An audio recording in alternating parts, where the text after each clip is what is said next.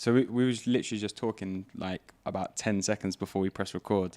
About 10 minutes. No, but specifically this one thing. Oh, yeah. Of you, we were talking about anxiety and feelings of anxious, and you said you've got a theory on the word anxious. I think the word anxious breeds anxiety. Yeah. And I think there's some, like, I don't know, I have a few theories. I'm probably not always correct, but I just have a feeling that sometimes you can remove a word and it can remove a symptom. Sometimes I think the word creates a symptom. I'll give you an example. Like, I've got this thing about being late. And some people could say it's anxiety. But I say I just like to be on time. Yeah. And I noticed that I've passed it on to my daughter. So in the morning on the school run, she needs to be at school for 8:45 and she's watching the clock. I said, why do you keep looking at the clock? One day we was running a bit late and she was just like, because I feel like if I'm going to be late, it makes me feel like, and I was like, the word that I think she was looking for was anxious. But once I tell her she's anxious, then they tell her she has anxiety. She now has anxiety. Yeah. So I just said to her, I said, what do you feel? How does it feel? She said, I just feel like, I said, what, you just feel like you just want to be on time? And she said, yeah. And I said, well, being on time, that's the right thing to be. You should be on time. So if you are running late, you should want to be on time. But I feel like it's at that moment there, if I tell her she's anxious and she goes home and says, Mum, Dad said I was anxious earlier, then late another 2 weeks, another feeling or a conversation is brought up, and then she now is telling everyone she suffers from anxiety. Yeah. Whereas I've now just told her that you just want to be on time. It gives her a different feeling about what she's feeling. Yeah, it's a positive spin on it. And it's the other way around is more like a condition. Yeah, or like inception. Yeah. You've planted that little seed of like anxiety, anxiousness, and then it breeds, and it's like becomes a, what's it called? A self-fulfilling prophecy. Yeah. Where it's like you now, I'm anxious because of this. Yeah. And then it's I have anxiety because of that. Because of that. Whereas, and now I have anxiety about other things. Yeah. Whereas if you remove the first seed, then the plant doesn't get to grow or to blossom. Yeah. That's just a theory of mine. That's super interesting. Yeah. So like, as well as your music and the journey of like the way your music has changed, like how have you changed and evolved behind that? Do you know what it is? I feel like at this present moment in my life, I'm better at doing everything than I was when I was younger. I think I'm smarter. I think I'm faster. I'm physically stronger. I can rap better. Like if we was looking at 2006 Wretch in a segment, I'm just like so much more switched on, so much calmer as well. And I think the calmness has been the most important factor. And what's brought that on? I think just life and understanding that you have a choice and understanding that you don't have to react and act now. I think the 16, 17-year-old Wretch needed to react immediately to everything, whether it be if it was a diss tune or if it was an argument or breakup or whatever. The reaction needed to be immediate. And I think now I've understood that sometimes your immediate feelings on something can change when you step back and look at it from a different lens. So I think now just appreciating time and appreciating space, and I think it's just made me a better person. Yeah. Have you got a specific moment you can think of where you've had to do that step back and kind of evaluate? Every day. Every single day. Like every single day we're faced with something that can put us in another situation. Every single day there's a troll online, possibly, no, this is just an example, online saying, oh, you're crap, this, that. Like in an immediate second, you can respond. In a minute, you might look at it and think, in an hour, you won't even remember it. Do you get what I'm saying? So I just think as something as small as that is testament to my beliefs. And I just think every day there's an opportunity to react and step out of character. Yeah. I think that's really important actually, because I think a lot of, particularly in this day and age, everyone is so reactive with like the fast pacedness of social media, of even music. Like, Yeah. you know, some people are like releasing tunes every 2 weeks, 3 weeks, 4 weeks. And it's like, one thing I've noticed with you is, although you might go like in with like the feature verses and have like 10 in a year, Yeah. like your personal projects will be far and few between. It's like Yeah. your last album was out 3 years ago. 2 years. 2 years ago. Yeah. And it's like, you've just finished another one. So it's like, whereas other artists, it's like mixtape, album, you Mhm. know, this, that, freestyle, that. And it's like a never ending cycle almost. Mm. And I feel like for you, you always seem like the kind of character who does have that, like you said, calmness and sets Yeah. back and evaluates and go, okay, cool, what do I want to make next? What do I want to put my energy into? And how do you like then go to make those decisions in terms of like, do I do a feature? Do I, you know, do the freestyle at this moment? Do I start working on an album? Yeah, I think for me, yeah, it's like at this point in my career, I look at it from a different angle. So 10 years ago, I'd look at it and think about where I am now. Like, just had a different spin on it. But I think now I look at my career and I think about it from the end to the point I'm at now. And it helps me make the right decisions. And saying that, I say that to say this, that every body of work I put out, I want it to have some significance at the end, not just today. So it kind of makes me take my time, create the body of work, like create the theme, try and make sure everything fits in that theme as well.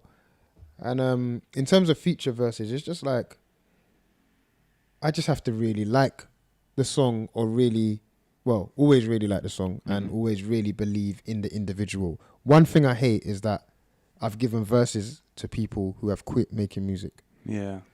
That for me is like a waste, because that could have went to something else. And that's just how I feel about it. So I just want to make sure that you're here for the right reasons. We have the same beliefs and everything like that. That's how I decide who I work with. And what other things do you do then other than go to Tesco to like clear your head? Like when you sat down here and I was like, oh, what have you been up to today? You were like, oh, just trying to get my head straight because there's like 100 things happening at once. My essentials: gym. Mm-hmm. I go gym 7 a.m. 4 times a week. Train Nice. from 7 to 8. Then take my daughter to school. School run. The gym and the school run is my sanity. Mm-hmm. And football Monday and Thursday. Yeah. For 1 hour. That are my essentials. And Tesco. as well. And Cool. Tesco. If I don't have that, I feel like something's removed. Like, just like, just what you need on the basic. Some people might say, I need EastEnders. Like, I need EastEnders. I need to rave on Saturday. I need a pint on Friday. Yeah. That might just be your essentials. My essentials: gym, school run, Tesco, football. Yeah. I think it's important as well to have those like non-negotiables, whether, you know, you're doing stuff that you're doing or whether you are like working a 9 to 5 or whatever, like to have those non-negotiables in every week where you're like, so like mine are gym in the morning. Yeah. If I'm not, so I go gym. What time do you go? 6:45, 7. Yeah. Where do you do an hour? Yeah, 10 to, and then I do like 15 minutes stretching. The stretching's just as much as a non-negotiable as the workout. Okay. I have to do the stretching after. The days I don't go gym, I stretch in the morning. Yeah. And then the other ones are like meditation every day. How do you find that? Love it. Yeah. Big advocate. Do you have a set time, or what do you do? You just What, in terms of length? No, as in like. Or when I do it? Yeah, when you do it. So I really like to do it in the morning. So like my ideal is when I get home from the gym, because my head's pretty clear after the gym. Yeah. Get home from the gym, shower, breakfast, and then before I do anything else, meditate. But at the minute, I haven't quite fully got back into that sync of that routine. So I'm doing it in the evenings before I go to bed, just to like decompress from the day and just spend that 10 minutes of like. Would you put something on like that atmospheric sounds or? No, you can do, but I use Headspace, the app. So it's basically like they've got all different like what's the word, like topics that it does. So there's like one for stress, one for sports, one for anxiety, and they're pretty much all the same in terms of the actual exercise. Yeah. They got you. You got me. No, they're pretty much all the same in terms of the exercises. Yeah. But what he talks about beforehand, because it's guided, so he'll talk about. So if it's like sports related, he'll be like, think about, the next time you want to do X, Y, and Z, and then you go into the exercise, so that's already in your mind. I just find that like the guided meditation is really helpful. Yeah, But I've done it so much now. I can sit down for 10 minutes and just do it unguided Without and just insight, like pure silence. It's something of my mind's been on, like Yeah. meditation and possibly yoga. But I need to understand why I want to do it. I know my mind's interested. What interests you about it? I think it just sounds calming and relaxing, but I'm not erratic and out of place. I know that I have a lot in my mind and a lot going on, but it's rare that I feel that it's on top. Like I always feel like I can handle it. Yeah. And I have a very cool and calm approach. So I don't know. But then when I tell people that I cannot get to sleep for nothing, I wake up at 6:15 every day, or 6 between 5:45 and 6:15. Yeah. And I cannot get to sleep before 1 a.m. That's like as a standard. Sometimes I get 3 a.m., 3:30, 4 a.m. and I cannot switch off. And then people are like, you should try meditation, try yoga. But I feel like it's probably something in me that's like, if I start doing things that make me switch off, do I lose? Like, do I lose some of the tabs that I have open? Yeah. That's always my thought See, process. I always find, so I've heard that before from people. So do you know Gary Vee? Like, yeah. So he always talks about meditation like that. He's like, why do I want to meditate? Like, I'm already, working at 100. Like, I don't need to like decompress anything. I want to be on it, all that kind of thing. But what I found very beneficial for it is, it's more like you gain clarity. Do you know what I mean? Like, I don't feel like I lose anything. I feel like I gain more than anything else. So I gain like the clarity, and I even gain like just the understanding of my own thought process. You see what I mean? Because you've just got 10 minutes where, and a common misconception with meditation is that you sit there in silence, which is what you're doing, but there's always thoughts. So with meditation is you're kind of navigating the thoughts. So like you recognize you've had a thought, you might follow that thought for 30, 40 seconds, but then the second you recognize that you've done that, you bring yourself back to the breath. And then eventually another thought's going to come into view, and you might follow that one for a little bit. And then when you recognize that, you bring yourself back to the breath, and you just navigate your way through your thinking rather than trying to clear your head. Okay. So is it possible that I'm meditating when I'm in Tesco? Possibly, but it could be a form of, yeah. I mean, yoga is definitely like, obviously there's lots of body movement involved, but it's definitely a form of a meditative experience, because you're kind of so focused in being in the present in what your body's doing and you're breathing, that everything else kind of goes out the window. Yeah, because I'm very centered, and I find it like just mad relaxing, and I feel like it's just so essential. And I don't know why. But literally, if I've got a trolley and I'm walking around Tesco, I could do that for 4 hours. And it's just me in the shop, literally, and I'll just take my time and I never go there in a rush. Never. Like, it's not gonna happen. Yeah. No, you probably get like a similar, like reaction within your brain to what people get through meditation. It's probably the same chemicals are kind of made active, Possibly, yeah. So I think it's just a lot of challenges I wanna set myself as well. Yeah, sick. And how are these lessons that you will, I guess, try to pass on to your kids for them to take on board as well? I think the main thing I try and give my kids is, and it sounds like mad cliche, but nothing's impossible. If you decide. And I try and explain to them and try and make them understand the importance of decision making, because that's what's gonna guide them through life. I can give them £1 million. Well, I physically can't, but I'm saying you can give your child £1 billion. Yeah. This doesn't mean that the choices they make with that money will be the right choices. You can maybe afford to send your child to private school.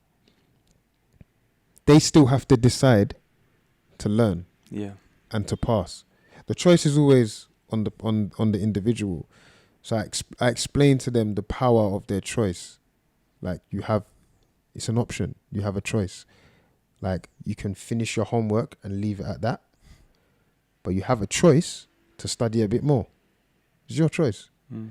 It's up to you. And I try and explain that to them daily, you know, to just get that into their mind. And I'm like, I'm not me because I rolled out of bed and fell into this body. Like, I made the choice and I decided that when everyone was raving or when everyone was going here and there, I was going to go studio. That was my choice. Yeah. And how did they respond to that? Well, I can't give it to them like that because of their age. Yeah. But I give it to them in smaller proportions, and I just see how they react to it. Like, my daughter reacts to it really well. Yeah. My son is different because he's a teenager, and right now teenagers want to play computer. I was going to say, probably play FIFA. Yeah, and they want to play Fortnite, they want to play GTA, they want to focus their energy on that. But even speaking to him about that, I'm like, you have a choice. That's your choice to play that game. But you making that choice means you're losing out in other areas where you could be doing other things. It's just, it's about them understanding the power of the choice, man. Yeah, it's really true. I think like choice is everything. It's like at the end of the day, you put your energy where you want to put it, and you put your attention where you want to put it, and you get out of that what you're putting into it. What you're putting in, yeah. 100%. Is there anything you've taken from your parents that you're kind of almost passing into your kids? Discipline. Like, my mum was militant. It was like the army. Like, nobody steps out of line to a senior.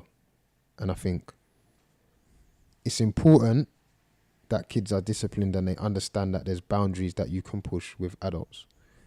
So I never see my children being rude to any adult. I never see them standing out of line. I get great feedback. Do you know what I mean? It's just, I think more than anything, the discipline from my parents, yeah. That's it. I think that's, again, it's important because there's such a battle, and it's an interesting one, and you probably know, you know, as well as anyone, it's like the battle between creativity and discipline, because people think that they're opposites. Like, you can't be creative if you're being disciplined, and you can't be disciplined if you're being creative. Yeah. But within creativity, you need to have the discipline to channel it, and vice versa. So I think like teaching that helps harness those creative moments and helps harness other things that come with it. Yeah, because in obviously in hindsight, like, if I decide I want to write a song, that's a creative, but then you have to be disciplined enough to finish the tune. Do you get what I mean? So therefore, for me, that's therefore come hand in hand. Yeah, like, you can't just be a creative with no discipline. You just coming out of ideas and not doing nothing. Like, yeah.